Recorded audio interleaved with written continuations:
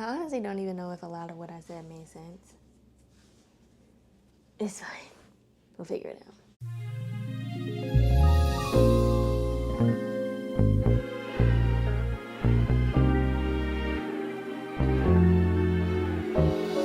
Good morning, y'all.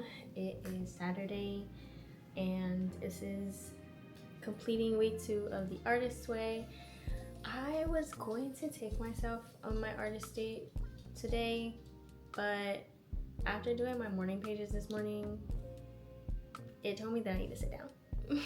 At least that's what I gathered for myself, was that I need to sit down, recalibrate, reset, and get my ish together. Honestly, it was just like within these last couple of days. These last couple of days, it was just like, it wasn't happening. So what I gathered this morning from doing my morning pages was that, you know what, let's just take a beat. Let's take a moment. We will rejig our artist date for today and just take some time. Take my time, take some time for self, take some time again to reset, to recalibrate, and we can reconvene next week on taking myself like out. But yeah, right now I'm about to go read the chapter and yeah, I guess come back with my thoughts on more of what I've been feeling, also what I've been reading, and how it's all just downloading into my brain. Hello, beautiful people, and welcome back to my channel. If you're new here, my name is Nia Monet. I am a corporate designer. I am also an artist, and right now I am on the road to creative recovery. I am on week 2 of the Artist Way, and this week was about recovering a sense of identity. I feel like as an artist, as a creative in general, we are always searching for our sense of identity, especially when it comes to working corporately and working as a corporate creative, and you're constantly building somebody else's dream.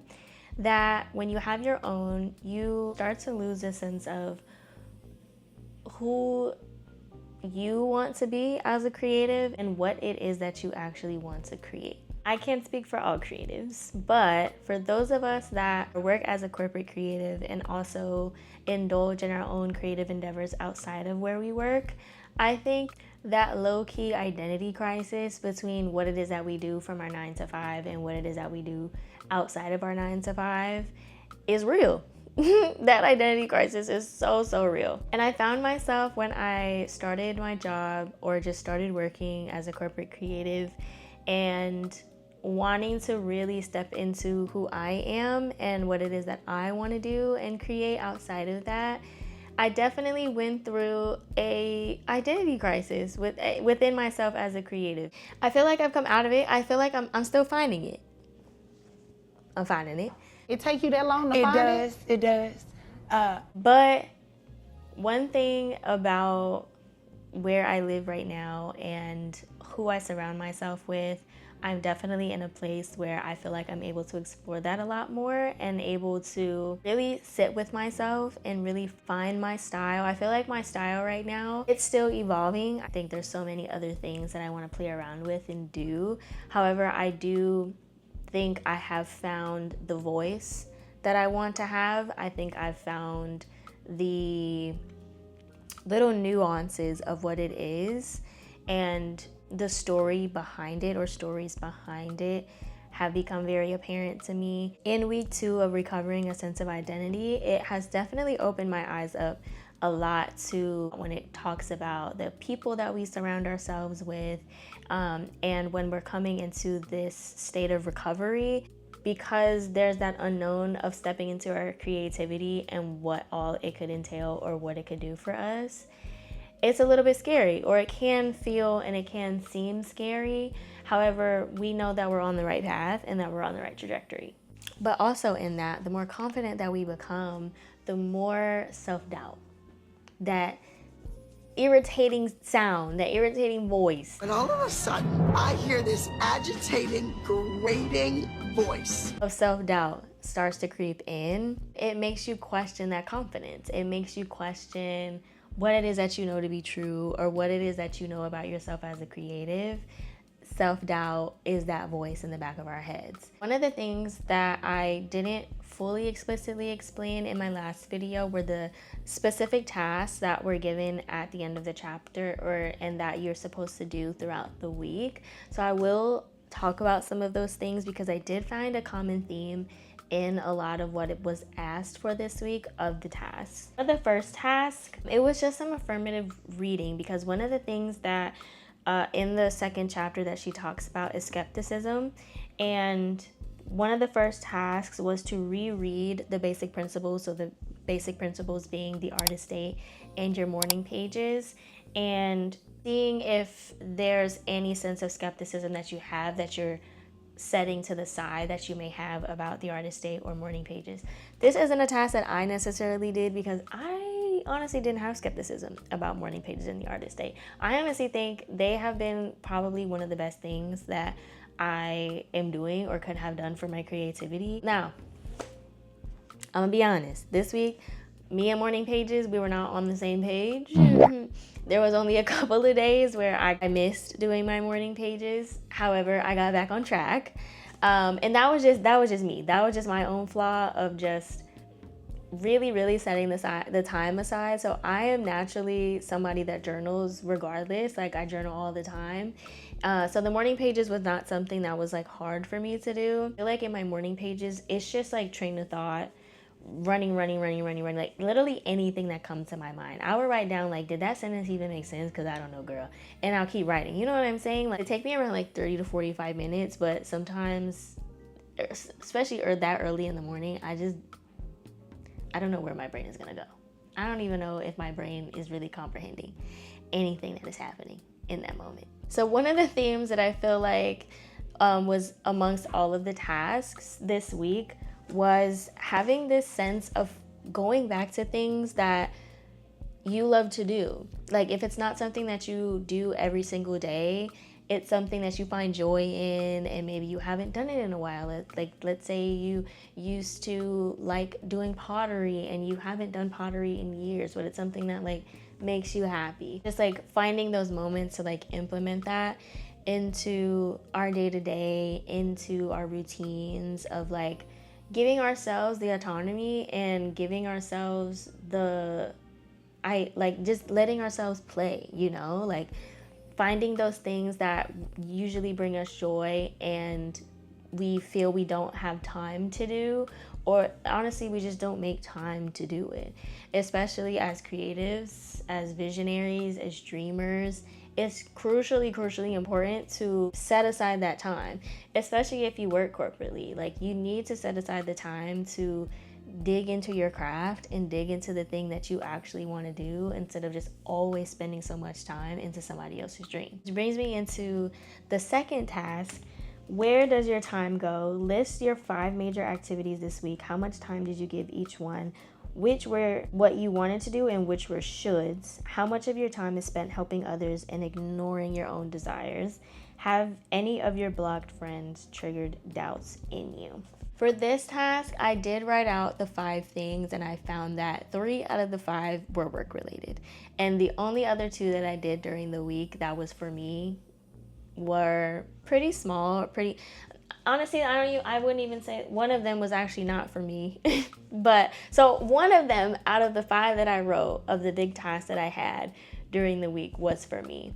And honestly, seeing it on paper, it was very helpful for me to see, okay, Nia, like, dang, you need to set aside some more time into what it is that you actually want to do, or what it is that actually makes you happy, or is that is fulfilling to you and not necessarily for somebody else, for my job. We really need to implement those moments and put in that time and set aside that time for ourselves to play, to wonder, to be imaginative, because it's so crucial, especially in our creative recovery. And so I want to go to one of the things that she talks about in that specific task. Have any of your blocked friends triggered doubts in you? So within chapter 2, she talks about 2 different kinds of, well, not 2 different kinds of people, but just like people in general, and how detrimental they can be to our creativity and our creative recovery.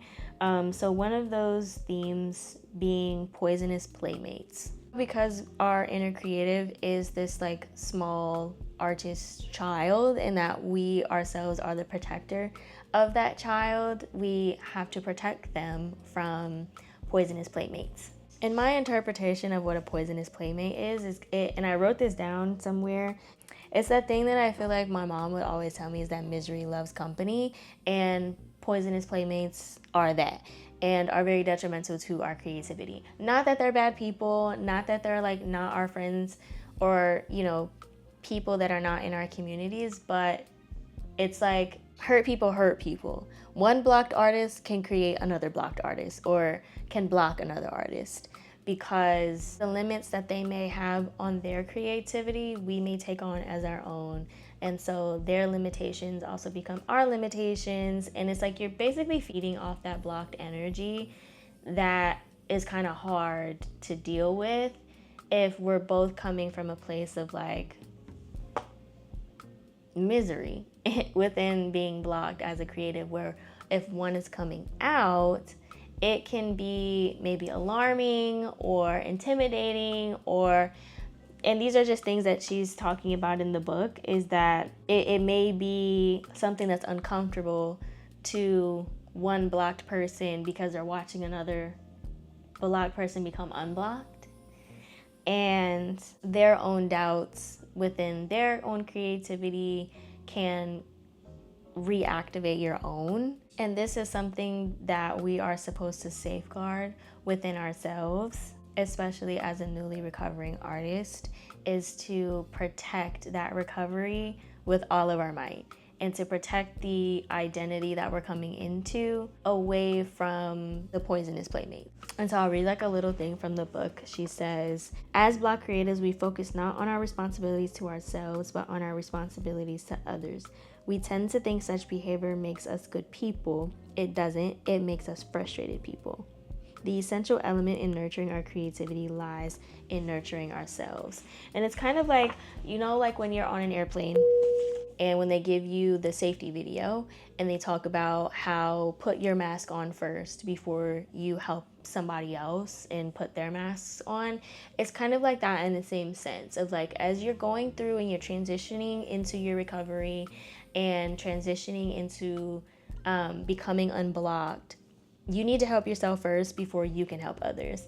And I feel like we, as creatives in general, love community, love talking about our ideas and sharing our ideas with others. However, there is a piece of that that we may need to hold close to us, especially if we are also surrounded by other blocked artists, because again, their own limitations can become your own, and doubts that they may have can also become your doubts. And so it's up to you to figure out what it is that you want to safeguard and what it is that you don't, in order to make sure that you are on your path of recovery and not, again, taking on the limitations of someone else. Because she also talks about how our recovery can give someone else hope, and it can lead them into their own unblocking and coming into recovery for themselves, because we set the example and we show them that it's possible. But a part in doing that is also making sure that we are protecting our inner artists, that we are giving them a sense of security, giving them a sense of identity, and that they can stand confidently in that. And the doubts and limitations of others around them does not inform them at all whatsoever. A second thing that she talks about that is kind of hand in hand or similar to a poisonous playmate is a crazy maker. And honestly, I'm gonna just put a small description of what a crazy maker is, how she defines what a crazy maker is. It goes very depth in detail of what a crazy maker is and how they are very informative to our lives. And I feel like just working as a corporate creative, it's very interesting to see just in general how one blocked person can create another blocked person, or just how because everything is so boxed in and that you just have to meet certain requirements to do whatever the task is at hand, insert, whatever it is that you do creatively in corporate, it can also block you in a sense, because you have all these ideas, you have all these thoughts, but you kind of have to keep them to a minimum or keep them to a specific, whatever the brand is, whatever the company is, like following their ideals. And it may be too far-fetched, it may be too far forward, or something that it may, like the brand or company just may not be ready for. And so you have these guardrails that you're supposed to, come into alignment with. And I think, as in my first video of what I was saying, I'm seeing a lot of things that I'm experiencing corporately that is carrying over into my personal that I don't want to do. And that is one of those things, is this like setting up these guardrails. And mind you, that's something that you can't escape. It's not your vision, it's somebody else's, so you just have to do what you have to do at the end of the day. But that was something, or is something, that I'm seeing me do to myself. Just like guardrailing myself into a position that I know I can go far beyond, and kind of trying to unlearn that for myself while also still remaining within the guardrails, because that's my job. So how can I create that environment for my inner creative to separate the two of this is what you do at work, and play to your heart's content outside of that, and not allow the guardrails that you may have in your job to become the guardrails that you have outside of it. And so it kind of feels like, at least for me, there's two different creatives living inside of my body. One that's very blocked because, again, I'm building somebody else's dream and I have a lot of guardrails on the things that I may want to do. And the other side is just me being an artist and just wanting to do all of the things in the world. And I have all these ideas and just stuff on stuff on stuff. And it's almost kind of like these two are poisonous playmates to each other. But we're figuring it out. They're gonna find their way to not be detrimental to each other. Because honestly, the other side of like having that playful side could inform the other one that feels blocked and very guardrailed. So we'll see. We're figuring it out. We're finding it. I'm finding it. One of the last themes that she talks about in this chapter is attention, and how valuable our attention to being present is. One of the excerpts in the books, she says, writing about attention, I see that I have written a good deal about pain. This is no coincidence. It may be different for others, but pain is what it took to teach me to pay attention. In times of pain, when the future is too terrifying to contemplate and the past is too painful to remember, I have learned to pay attention to the right now.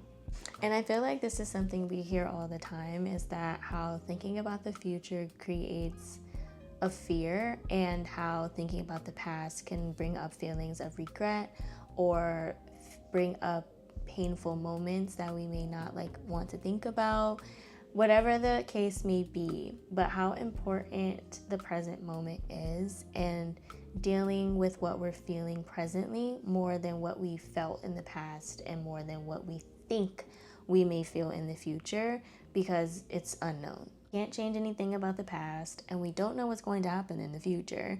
So the best place that we could possibly be is in the right now and in the present, and whatever it is that we are feeling right then and right there. Two of the other tasks this week that I feel like fit into the theme of just going back to things that made you happy or that you may not feel like you have time for. Number 3 was to list 20 things that you enjoy doing. When was the last time you let yourself do these things? Next to each entry, place a date. Don't be surprised if it's been years for some of your favorites. That will change. This is an excellent resource for artist dates. And honestly, it was a great resource for me to think about artist dates and what I may want to do. I'll just read a few of mine that I wrote down. One of the things I enjoyed doing that I did do this week was doing puzzles.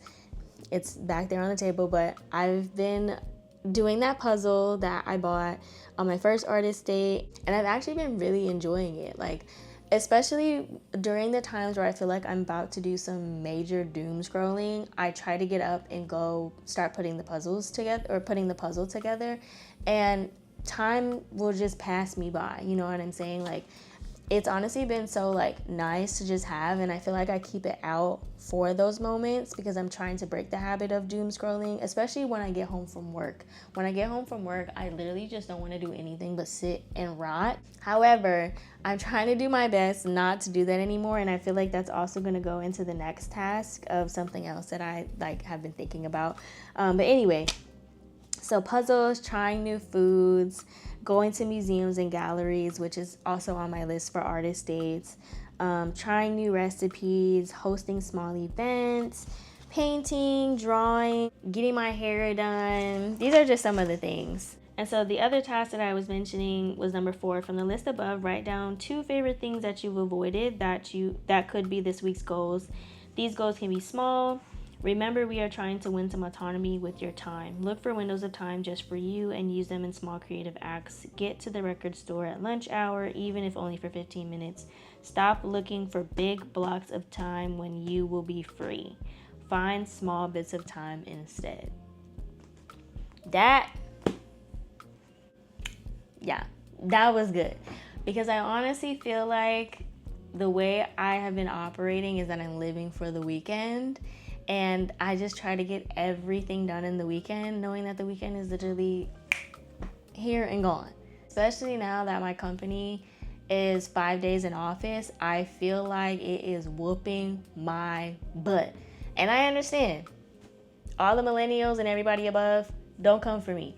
I came into corporate America on a hybrid model.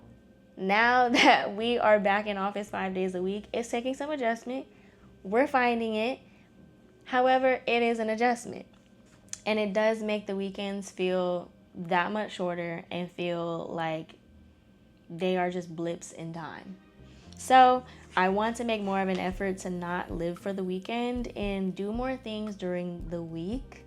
Even if I'm tired, just trying to get myself past that I'm tired, I've had a long day at work type of vibe, and just be like, oh, like, I can go to this little happy hour, I can go look at this gallery or do the puzzle or paint, whatever it is. Like, that's something that I'm trying to do and not just live for the weekend. And then one of the other tasks was number 8, 10 tiny changes. List 10 changes you'd like to make for yourself, from the significant to the small or vice versa. As the morning pages nudge us increasingly into the present, where we pay more attention to our current lives, a small shift like a newly painted bathroom can yield a luxuriously large sense of self-care. And then 9 and 10 went with that one of select one small item and make it a goal for this week. Now do that item. So I wrote those down of 10 tiny changes. One of them being I would like to do more puzzles. So I did do my puzzle a lot this week. I don't know what it is with my algorithm right now, but I've been seeing so many estate sales, especially in the Bay Area. So that is something that I feel like I do want to do, is like make some time to go on an estate sale during the weekend, especially because I've been in this new apartment only this year, since March, and it's still not fully furnished or fully complete, but I've just been seeing like so many interesting things at these estate sales. So I just feel like that could be like a fun thing to do, which goes hand in hand with one of my other little tiny changes, is that I would like to decorate my bedroom. My bedroom is not complete. It's there, but it's just not complete. We're gonna work on it. That's one of the tiny changes. I would like to paint more. I would like to redo my portfolio, and I would love to relaunch my website for my artwork. Yeah, I honestly feel like I'm feeling a lot more optimistic about my creative recovery and just feeling a little bit more serious about it. Not that I wasn't serious about it when I started, but I'm seeing just how serious it is for me and how imperative it is for me to continue the journey, because it is helping me to locate a lot of areas that I need to improve, especially when it comes to the time that I'm giving myself to do what I actually want to do and create what it is that I actually want to see, and allowing myself the time to do it. And figuring out the time in which it like lives within my schedule has been difficult, but it's something that I'm willing to continue to try to figure out and continue to try to implement into like my day-to-day. And it's not something that's an extra step, or I don't see it as a chore, or that I kind of have to like force myself to do, especially being so drained by the time that I leave work and come home, because it's just like creatively I'm just like done, I'm out of it, I don't want to do anything. And that's not a place that I want to live. That's not a place that I want to sit in. And to that point, there was another point that she said in here. She says, the great creator has gifted us with creativity. Our gift back is our use of it. And this is something that I have honestly like sat with myself with, I sat with God with, of just like, I know there's so many things that I have within me and just so many visions that I just have not done and have not touched.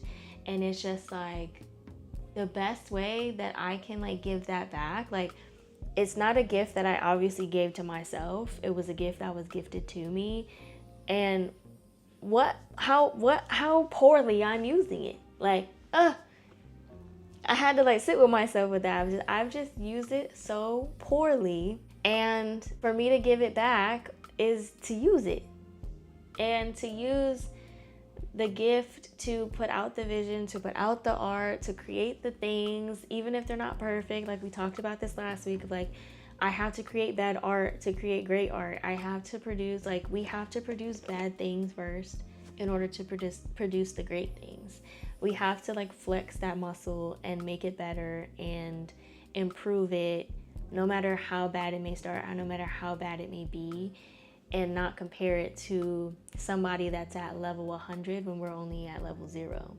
But yeah, that was week 2. I hope you guys enjoyed. As always, like, comment, and subscribe. Follow me on Instagram, follow me on TikTok, and yeah, I will see you guys on week 3. Bye.